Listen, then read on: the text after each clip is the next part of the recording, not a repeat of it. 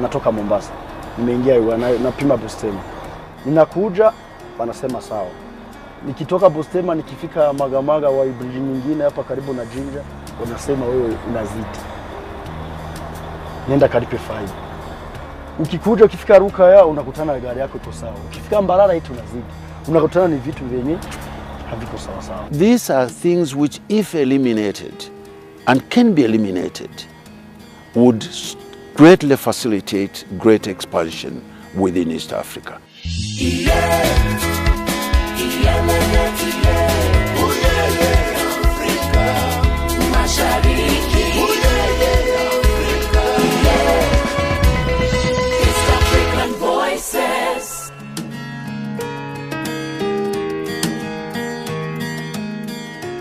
Two of the non-tariff barriers that still remain a challenge to trading among the East African Community member states are roadblocks and weighbridges.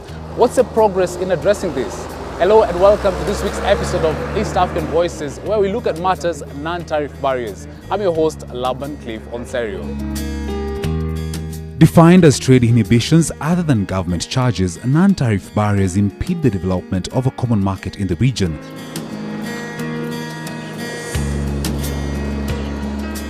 To get a closer understanding, meet Placide Sinzikayo, a truck driver who has been in the profession for over 10 years. He traverses East Africa every fortnight. He starts by explaining to me the process that he undergoes while at the weighbridges and roadblocks. Hapa unapima tani 8, ukijumulisha inakuwa tons yote na mzigo inakuwa 32. A complex calculation of weight distribution.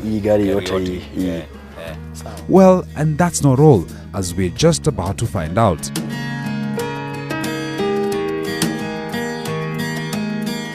Ninasafiri kutoka Burundi Bujumbura, sasa hivi ninaelekea Uganda Jinja. Nikishusha mzigo wenye ninabeba, nitapita naelekea Mombasa. Kama hivi ninatumia kama siku 4 kwa barabara. He complains of constant police harassment at roadblocks. Sana Burundi, Rwanda, Uganda, roadblocks sio mingi. Mahali kwenye pako roadblocks nyingi ni sehemu za Kenya. Ndio pako roadblocks nyingi. Na sometimes wanatusumbua kidogo. Kama unatembea usiku, wanatusumbua sana.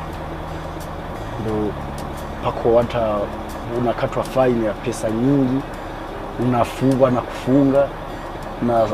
Na mara nyingi unakuwa hujui utaenda kushitaki wapi, hata wakikunyanyasa huwezi kujua. Na wakati tulikuwa tunafikiri tuko katika East Africa community. East Africa is an exciting region. Investors are attracted by the growing trade volumes, a large and growing market, and a dynamic business and political leadership. Today we are sitting in a market of close to 150 million people in the region. If you look at the latest statistics for 2013, and the size of this economy now is roughly in excess of $100 billion. Not too big, but this is the biggest bloc outside West Africa and South Africa.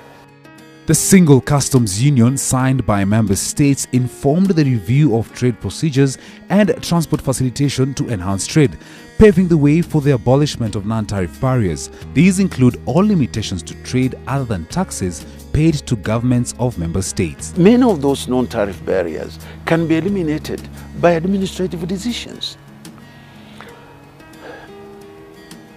Is the leadership committed to doing that? Absolutely.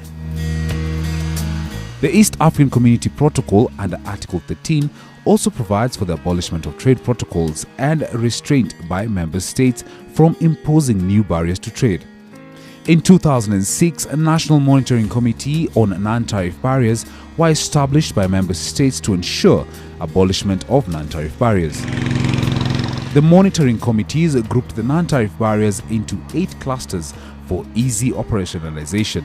These are customs documentation procedures, immigration procedures, cumbersome inspection requirements, police roadblocks, varying trade regulations among partner states, cumbersome and costly transiting procedures, duplication of functions within agencies, and lastly, business registration and licensing. Policymakers insist that progress is being made, although there is quite some distance yet to be covered. We have managed to eliminate cumulatively 72 non-tariff barriers. 22 are still outstanding, and which is unfortunate, 8 new NTBs were reported. But we have developed a bill which is now giving the legal weight in terms of elimination of NTBs. The bill specifies legal actions that have to be taken in case a country takes too long to eliminate. We pay a close attention to roadblocks and weighbridges as some of the top key priorities for the committee and a pain for many investors as they restrict the free movement of goods. It's very, very efficient and effective, and a reduced number of NTBs, non-tariff barriers, and having disciplined drivers, we can really see the countries that where the Northern Corridor runs through highly benefiting from its existence. This is the Northern Corridor stemming from the port of Mombasa to Burundi. In a recent on-spot assessment of roadblocks along this corridor, it was reported that there were a total of 13 roadblocks in a number from Mombasa to Malaba, though plans are underway to reduce them to 9, seeing the delivery delays caused by their existence. The script is not any different along the Central Corridor line that serves cargo transporters from the port of Dar es Salaam. Currently, there exists less than 15 roadblocks that the government of Tanzania targets to reduce them to less than 3 by the year 2015. It's a combination of sensitizing the police on why we don't need them, particularly those permanent ones, and also a question of sustaining that effort. The existence of roadblocks has been justified as a means to curb insecurity along these highways. While that is a welcome move for all cargo stakeholders, harassment by the police officers is touted as an impediment to growth. The purpose of having these roadblocks and security barriers, of course, along that corridor there's a lot of transportation of passengers that actually takes place. And sometimes, of course, because of the porous borders, you find they may not get through into Uganda through the gazetted channels. So you think that these are, of course, vehicles that are transporting goods and passengers that have connected through the gazetted points of Malaba and Busia, or from Katuna, Ramutukula, and yet in essence they actually found their way. Alongside roadblocks exists another trade barrier: weighbridges. To get a close understanding on the procedures at the weighbridges, we speak to an official at the Rongo Weighbridge near the Kenya-Tanzania border. The system captures, using the cameras, the registration number of the truck. It is fed into the machine, our system, and then it will be allowed to weigh. Once the process starts, you can hear our operator, the machine operator, guiding the truck on how it's supposed to be weighed, because we weigh each and every axle at a time.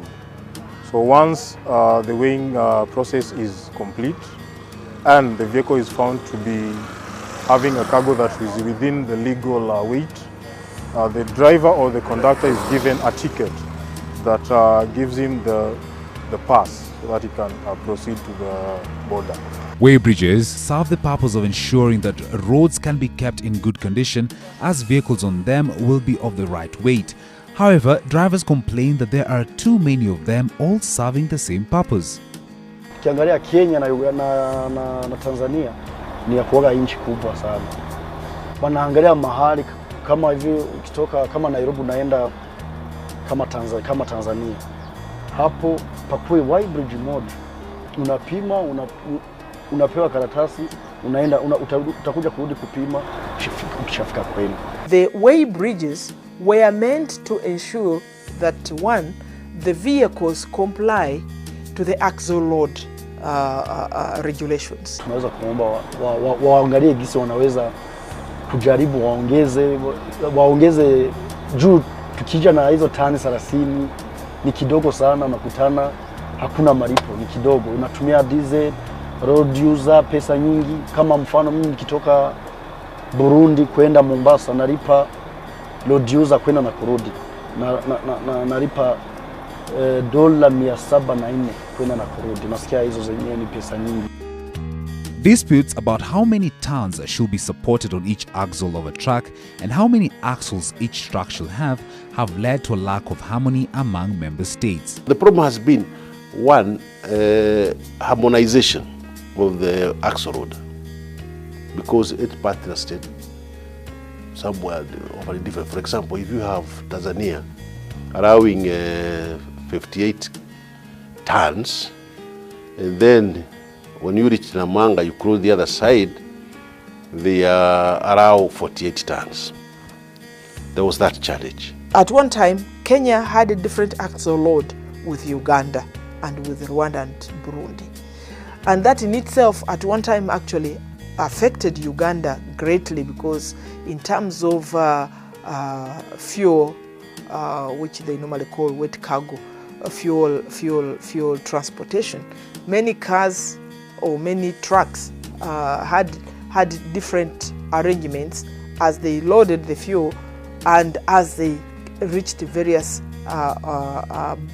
Weighbridges, stock points. The East African community developed the Standard Quality Management Act (SQMT) that looks into the harmonization of standards across member states, including weights. The relevant authorities in each country then have the obligation of making this operational. This act brings us together to try and harmonize all the activities that we're carrying out. Our activities are primarily to enhance trade. So to make sure there is smooth trade within the EAC, it is important for us to harmonize the standards that we develop, the quality assurance activities that we carry out, the testing that we do, and the accreditation. If these measures are implemented, the differing standards within the East African community will be a thing of the past, to the great relief of truck drivers like Placide. Naomba viongozi wetu wajaribu, wakae, waangalie hizi nchi zetu bado maskini, hatujapata kitu. Wajaribu, waongee, wakae pamoja, waongeze kidogo, wasizidishe mingi, lakini waongeze kidogo. Mimi naona kama 50 ni kiasi, ikiwa inawezekana.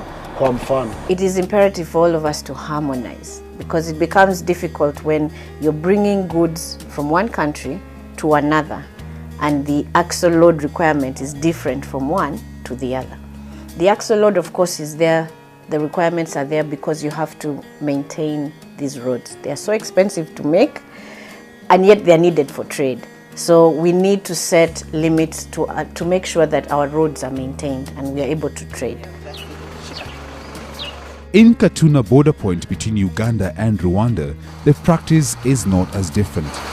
Right now, the way we're operating is that with our Rwandan counterparts, we are having the highest axle weight being about 35 tons.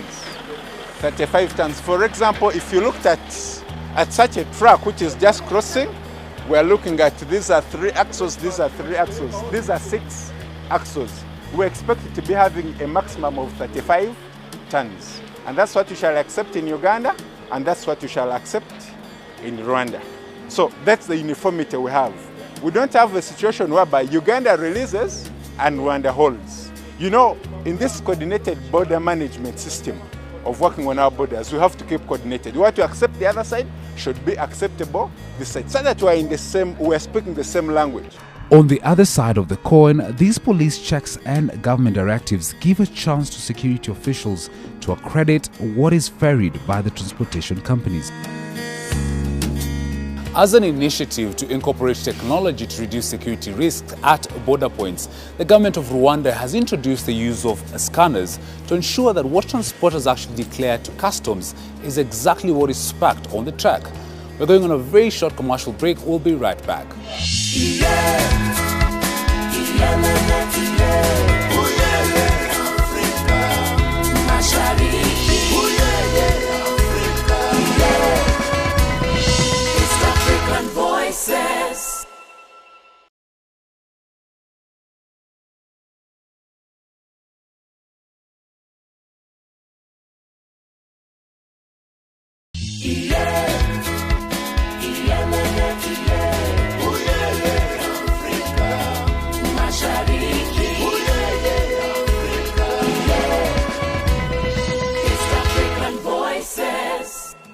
In the first part, we've seen how police roadblocks and weighbridges inhibit the growth of trade in the region. We now want to delve a bit deeper and see what are some of the solutions to these barriers, first being the full elimination of corruption. These scenes captured by an undercover camera are common throughout East Africa. How much? 10,000. Yeah. Even if you give me 1 million, I will take. Give me 1 million? Yeah. Just take, yeah? No problem, yeah? Very often, I haven't found anyone you would care to talk to who says is not opposed to corruption. And very often when we have talked to everyone, and everyone, without exception, says how strongly he or she feels about corruption, then you wonder, why is it that there is still corruption? The underlying social ill, corruption, has caused drivers to use alternative routes. Drivers complain that whatever documents sought by police inland have already been scrutinized at the port. Kenya sana sana, hata kama wewe kila kitu kinaenea, wanasumbua kuhusu pesa, wanakwambia leta pesa hapa, sisi hii hapa tuko kwenye kazi. Hii ni kama vile tumefungua duka. Ndo mara nyingi wanakuambia hivi. The issue of corruption, like for us, we do have the professional standards unit that polices the police, and we've always come up with messages informing the public that police services are actually free. And we've rolled out the professional standards unit in each and every region. We do have members of the professional standards unit. And where we've asked drivers that in case there are there are areas where there are those rampant issues of corruption that do arise, then we can set up traps together with them and see how to address the issue. The president ordered the issue of all these police checks which were 45. There are no more police checks unless they are patrol for safety. Corruption is also persistent at the weighbridges themselves. According to Transparency International Corruption Index for 2013, the likelihood of corruption was highest in Uganda at 26.8%, while Rwanda was reported to be the only country in East Africa with an increased level of initiatives to curb corruption. The biggest challenge has actually been the issues of corruption. That is not a lie. But it's something that we are trying very hard to handle. We provide the service in terms of verifying the weighbridges and providing calibration services, because you have to make sure that this weighbridge is actually giving you the weight that you require. So that's where UNBS comes in. The inclusion of ICT has also helped in the reduction of corruption-related cases by discouraging human interface between the truck drivers, weighbridge officials and police officers. So far, we've actually dealt with the issue of corruption in that we have now automated the system. It's not like before where we used to have so many, we depend on human beings to do all these activities. Right now it is the system that is guiding us, not the other way around. We also have the technology involved with the weighbridges, different weighbridges, different technologies, and how they are being calibrated.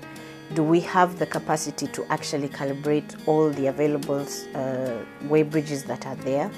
We are quite a small institution which is meant to be bigger, but the workload is quite huge. So are we able to cover all these weighbridges? The East African Community Secretariat has introduced an on-spot SMS service to report corrupt officials. Business leaders who often have to suffer the brunt of corruption are also keen to eliminate the vice. The impact of corruption is seen to taint the perception of the country to investors, and it is this investor perception that has rendered the East Africa's private sector a worried lot. There is no a totally free society in the world. Invariably, many societies everywhere face certain different levels of corruption. But the difference between what I see in our countries and what I see in those other countries is that, and there is a sufficient, adequate, credible effort to catch those who are corrupt, and when they are caught, the consequences are dire. My own view has been that if we will not deal with the roots of corruption in our society and eradicate those roots of corruption, then corruption will ultimately destroy our societies.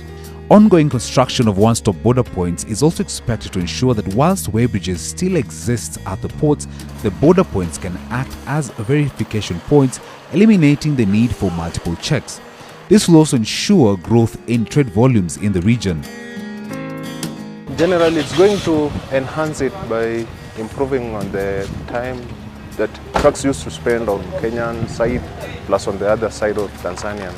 So if it's going to come in place, it will be taking the shortest time, because as soon as the truck comes, the responsibility of the officer is just, customs officer is just to go through, sees the, checks the seal, container number, plus the truck number. If they're okay, it moves to the other side. It will be taking, let's say, 5 to 10 minutes. Facilitating trade within East Africa.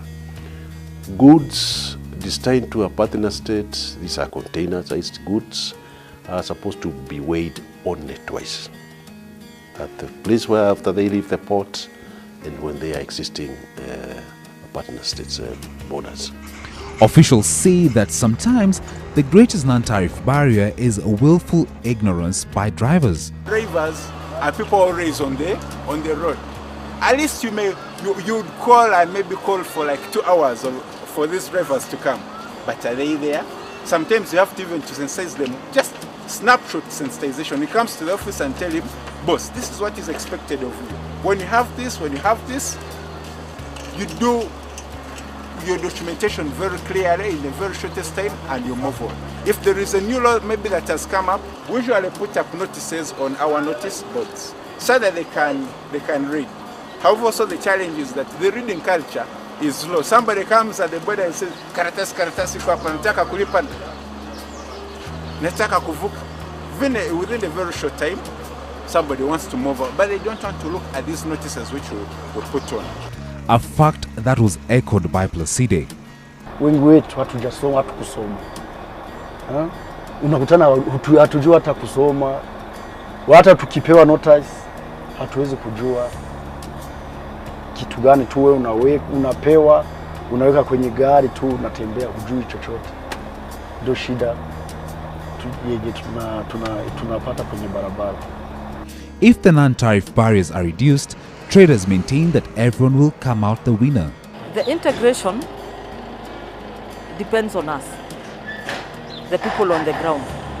If we welcome the changes, then we will be able to make sure that the integration works and its mandates are met. Hopefully, the next few years will see smoother, more profitable trade in the region. We also need the business community to help us, and they've been doing so in terms of alerting when new barriers are erected in few places. But we need more than that. We need the business community to become the strongest advocates of regional integration. And which means the strongest advocates, the business community, need absolutely to come up whenever there is a new barriers that are put in place. We need to ensure that as we are removing existing barriers, we are not replacing them with new ones. It has been 5 years since the signing of the Common Market Protocol here at the East African Community Headquarters in Arusha, Tanzania. While trade volumes have increased within the region, a lot more needs to be done by member states to ensure that non-tariff barriers are fully abolished. And that's why we leave it at on East African Voices this week. We'd love to hear from you for feedback regarding the program. Get in touch with us through the social media pages and email address on your screen. Till same time next week, this has been East African Voices.